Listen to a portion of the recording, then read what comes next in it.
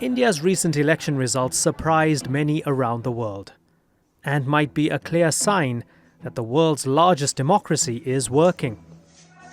Narendra Modi will remain the leader of the country's 1.4 billion people, but this time without the supermajority his BJP party previously had in parliament. The poll has been symbolic of how far India has come since gaining independence from Britain in 1947. While it is now the world's fastest growing major economy, with education and healthcare reaching millions more each year, along the way, Modi's BJP has been accused of taking a hateful and discriminatory stance towards minorities, particularly against India's almost 200 million Muslims. The election result was seen as a repudiation of some of those policies by voters, those who value the economic successes but want to return India to more tolerant times. There are few people who grasp the extent of this story as well as S.Y. Quraishi. He's a former Chief Election Commissioner of India. He has written The Population Myth, addressing India's growing anti-Muslim sentiment under Modi, and more recently, India's experiment with democracy, exploring the flaws and many successes of Indian democracy. S.Y. Quraishi sits down with the InnerView.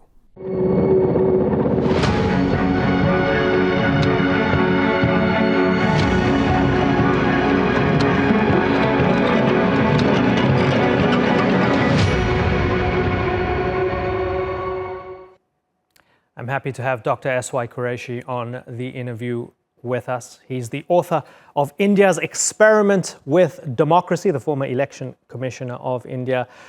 Good to have you on the program, sir. You have written about India's experiment with democracy based on the most recent election. How's that experiment going? Oh, it has been a great experiment from the beginning. In fact, the name experiment was given to us when we chose democracy in 1950.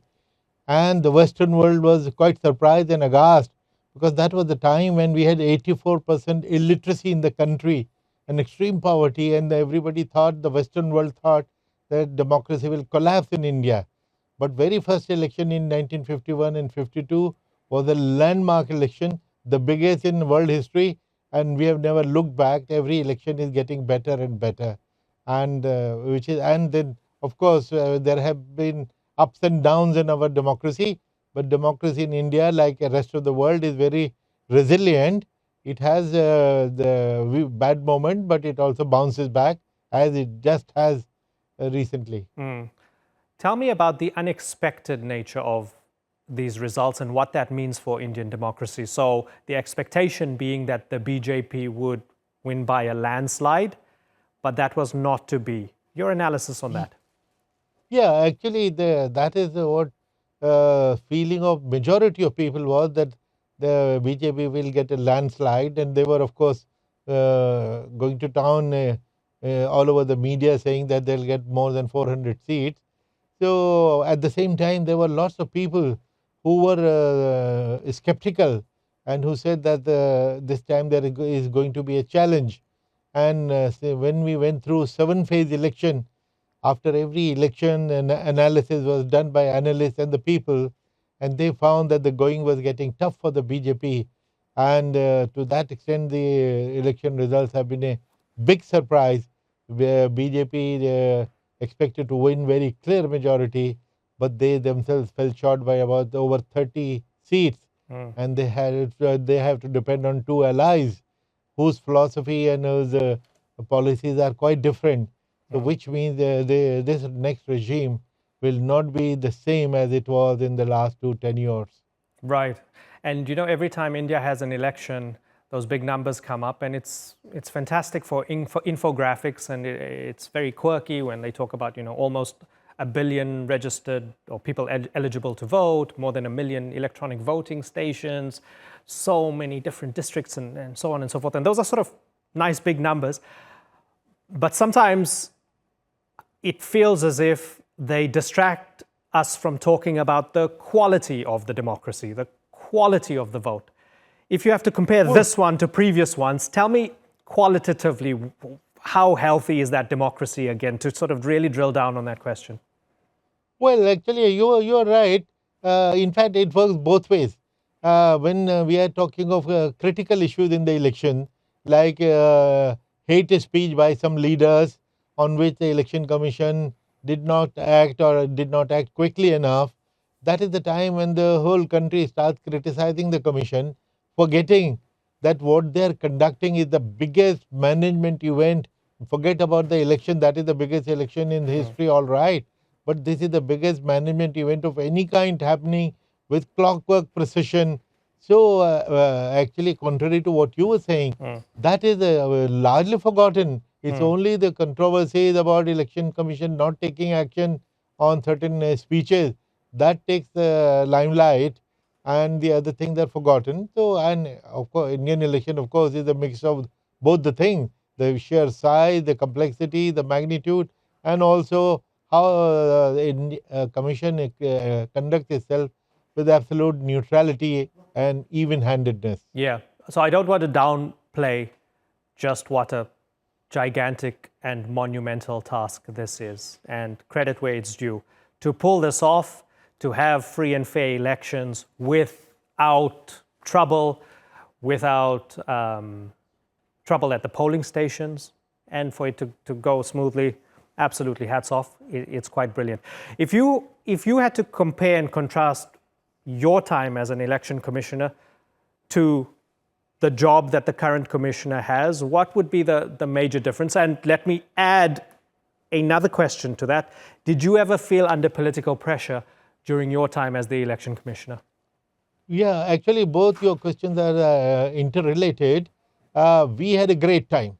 We had a great time. That was the time when the election commission was trusted totally by the nation, and the government was very, very supportive. They never ever tried to interfere in our functioning, and in fact, to the extent that the same government which had appointed us, they till today the system of appointment has been that the government of the day appoints the chief election commissioner and the commissioners by itself. Of course, now only last two commissioners have been appointed through a collegium. But we were appointed by the government of the day, and the same government, after appointing us, could not touch us because we got constitutional protection. And if they were unhappy with us, they could only impeach us like a judge of the Supreme Court. And no impeachment has happened in India in the last 70 years.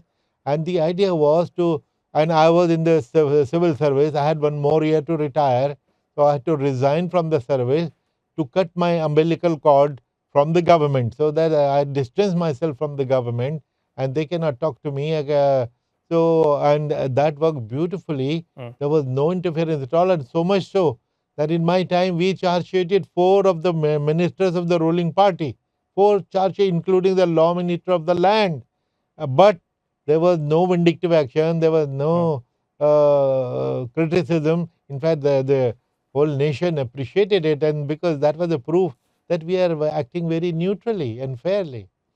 They could not touch you, but there is the possibility to create pressure through the media, through statements.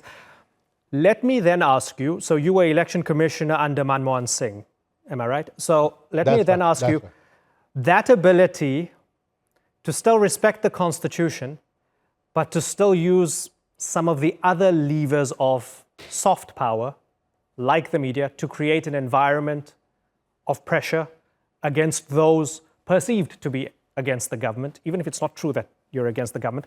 Has that changed under the current administration? Yeah, in our time, we did not know media attacked us. In fact, they are our eyes and ears, they were our allies, they were fully supportive of us. And I have noticed, because if you have the credibility, your task becomes easier. Because even if you make mistakes, genuine mistakes which you can make, after all, that was the time. In my time, there were 12 million government servants who were conducting the elections. Now it is 15 million. Surely some of them will make a mistake here, a mistake there, and for which election commission could be criticized. But in our time, since we were so trusted, nobody raised any finger, and they thought it must be bona fide mistake by the people lower down. That thing has changed considerably now, because even if they try to do right things and correct things, since their credibility has come under question. So that's why every act of theirs is questioned, which also is a bit unfair, because most of the things they did was correct. It's only that they did not issue notices for hate speech to the leaders. That was the only thing which actually people hold against them. You tweeted recently saying that they'll say it'll be 400 and then it will be 250 and then it will be even lower. And of course, at the bottom, you said, I'm talking about the price of mangoes. Mischievous tweet. It was very quickly picked up by a lot of, I don't know if you would call it right-wing nationalist media.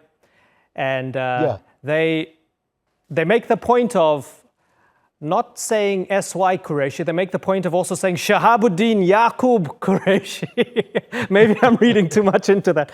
I mean, it's interesting that you're no longer the election commissioner. You've written the book, The Population Myth, about the fact that you feel that the Muslim minority is under constant pressure based on a lot of rumors and fake news. You don't shy away from your Muslim identity, yet it wasn't central to how you did your work. You were just the election commissioner. Where are we at when it comes to that hot topic of being a Muslim minority in Modi's India? Yeah. First, the tweet that you mentioned, actually, it had come to me as a WhatsApp forward, and I found it quite funny, and I tweeted it, and most people appreciated it. It became viral in no time. But there are always some people who would try to see it from a communal angle, who would use every opportunity to criticize somebody being a Muslim, which is what happened. But actually, you have to stop bothering about them, because you can't please everybody all the time. There will be some people who will criticize you, whatever you may like to do. So some people thought it was it had a deep political meaning, which it was not. It was just funny. I found it funny and I shared it, as I do many other interesting the videos. So this was just one of them. But they said, oh, this is a political interpretation. But if now looking back, actually, if you see the same tweet now, I haven't seen it, but if you see it again now, the mango price, if you compare it with the mango prices, whether the mango prices may have come to that figure or not, the results have come to that figure, all right. Exactly that. Right. Yeah. So, I mean, we spoke about celebrating the Indian democracy for the fact that it's the largest democracy on the planet and the sheer numbers and the scale of organizing it and all of that. Wonderful. Does the legitimacy of that democracy, does the legitimacy of all the good things come into question, and is it undermined by the policy towards minorities, particularly towards Muslims? You know, unfortunately, for the last few years, some party has found it very convenient to polarize the people of India in terms of their religious beliefs. And because they feel that polarization is the surest winning strategy. But I have always said that, you know, although the 80% population of India is Hindus, and out of 20%, 14% are Muslims, and then Christians, Buddhists, Sikhs, and others. So I have always said that India is secular because Hindus are secular. And my proof is that, you know, when India, Pakistan became independent and were partitioned in the name of religion, Pakistan chose to become an Islamic republic. At that point, if India wanted to be a Hindu Rashtra or a Hindu republic, nobody would have batted an eyelid. But the same Hindu majority state, by a unanimous decision in the Constituent Assembly, which had 94% Hindus, they chose a secular India. So that is why I keep saying that India is secular, because of the Hindus, because their basic ethos of, because of our 5,000 years of mingling with the people who used to come, including the Turks coming into India, the intermingling created a unique plural culture, which has been proved right. Now you will notice that the results have proved exactly what I was saying. Imagine in the same district where Ram Temple was built, BJP has been defeated very badly, where 84% voters are Hindus. So that shows, that proves my point, that India is, ethos of India is basically secular, and they don't like hate speech. Temporarily it may affect them, but in the long run they want dignified campaign, they want peaceful campaign, and they want to live happily and peacefully together. So there are a couple of interesting things here, because India has been an economic success story. And yes, there are a lot of people who have fallen through the cracks, through the gaps, who have not had that economic success reach them yet. Still a lot of people, hundreds of millions of people living in poverty, a lot of inequality, lack of basic services. But there is a growing economy, and Modi's India in that sense is growing and getting better economically. So if we set aside the economy, would you say that that vision of what India wants to be, whether it wants to be a Hindu majoritarian nationalist country in the eyes of Modi, versus the old 1947 vision of a Nehru, secular India, do you think that these election results talk to us about those competing visions and the fact that there seems to be this pushback from those who want to return to the older vision of India? Yeah, it's a very, very smart question, very beautiful question. First of all, I would not keep the economic development of India aside. The fact that under Prime Minister Modi, India has developed a lot, enormously. And from the 10th position, we have now the 5th largest economy. And the way we see the trends, surely in the next 5-10 years, we will be the 3rd largest economy in the world. To that extent, Prime Minister Modi's leadership has been great for India. And this is recognized the world over. India, which never counted earlier because of its poverty, although we are equivalent to 90 countries rolled into one. You cannot love us or hate us, you cannot ignore us as India. So that is something which the world has realized, that India, in any case, is the biggest market. It is almost half the world. So it is not that you get annoyed with India, so okay, let India go to hell, we will do business, say, with Sri Lanka or Nepal and Bhutan. You can't do that. You cannot ignore. So that extent, Modi taking India forward definitely has been a great vision, and he has been a great achiever. I personally feel that polarization may or may not be his belief. He thought that this is a winning strategy electorally. And this time, this strategy has proved wrong. So if he just keeps out this aspect of his policy, being anti-Muslim or hate speech, for rest of his policy, they're great. Do you think that this is enough of a lesson from the election to change course? Or, Yes, or maybe he'll say, well, just more economic development, and next time around, maybe what's to say he won't double down and push harder on nationalism? No. Yeah, that is one possibility people are talking about. But the way this hate strategy failed miserably, now that is a lesson enough. I don't think instead of doubling that up, he would rather try the moderation approach and his moderate policy, because his welfare schemes have been fantastic. The way he has reached lots of benefits to poor people, the cash in their bank, their account, subsidies, food, oil, water tap in every house. He is developmentally he has done great work, which will now come into prominence. And his first election was won on the basis of his development story only, development promises. He deviated from it a bit in 2019 and very much in 2024. And this backlash probably will remind him that his original success was because of his development promises. And he may go back to that. That is my analysis, and that's my wish. Coalitions can sometimes be messy, and one of the criticisms of parliamentary democracy is that sometimes when you have to engage in coalitions, you don't get things done.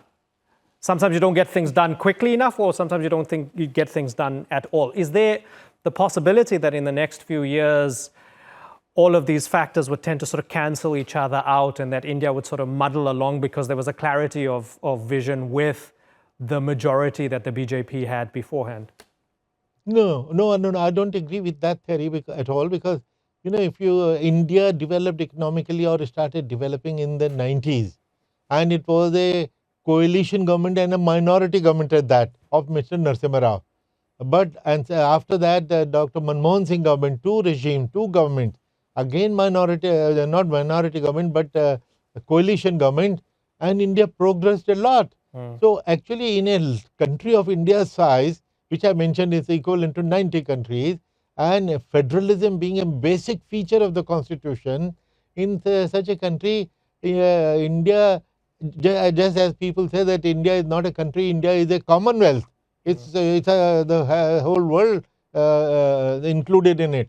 So, for a country of this dimension and this size, a coalition government is a natural thing, so that the sentiments of all parts, of all regions, because regional parties are getting stronger lately, because the regional sentiment, and which is a part of federalism, that is very, very strong. I think federalism is surely and coalition government is surely required for moderation, because the tendency, every powerful man has a tendency to acquire more power, and that has to be kept in check. So the coalition partners play that role, and make sure that you do not become authoritarian, because an authoritarian person thinks only unilaterally. He doesn't think of various other dimensions. So the coalition actually, I think, has been good in India's history, and we will be good in the future as well. Do you think it's possible that these major issues, the relationship with Pakistan, for example, and the status of Kashmir, will be sorted in the next few years? Do you think that they could make some headway when it comes to that? Well, issues with Pakistan have been there from the beginning, from the partition and independence. Except sometimes they become more provocative, more volatile. Sometimes there is a likelihood of peace. For instance, Prime Minister Modi himself made an effort at his first inaugural ceremony in 2014. He invited the Prime Minister of Pakistan, which was a good gesture, and he also came. His coming was a good gesture on his part, because the army opposed it. They didn't like it. But the two leaders had some kind of a chemistry, and they tried to bring the two countries together. Then the most important and significant thing which happened was Prime Minister Modi landing up in Lahore without invitation to the granddaughters, to the wedding of granddaughter of Prime Minister of Pakistan. It was, I think, a very brave, very bold gesture, and it was neutralized after within a few days by a terrorist attack. I think the mistake which India made, that after that they broke relations. After the beautiful initiative of Prime Minister Modi, they broke relations with Pakistan. So which means the terrorist agenda succeeded. So they set the agenda. How long can you live in the shadow of war? It's not good for the health of either nation. So, it's time that we put a close to that kind of relationship. Do you think under a new government, with things having changed in the electorate, that there might be some difference made to the policy on Kashmir, or would it be business as usual? Yeah, I think, Kashmir problem, you will notice that Kashmir responded very positively by the largest possible turnout ever in Indian electoral history. They come out in big numbers. What is likely to happen, which was a promise of the government anyway, that the statehood will be restored, which will console and which will lead to reconciliation with the Kashmiris. So once that happens, and then when we have election before the end of September, which have been committed by the government and also ordered by the Supreme Court of India. I think Kashmiri situation with political participation, because people love democracy, because they need MLAs and MPs to get their problems sorted out. So I personally feel that Kashmir will have positive developments in the near future. Okay, you're optimistic. S.Y. Quraishi, it's a pleasure having you on the interview. I thank you so much for joining us. Thank you very much. Take care.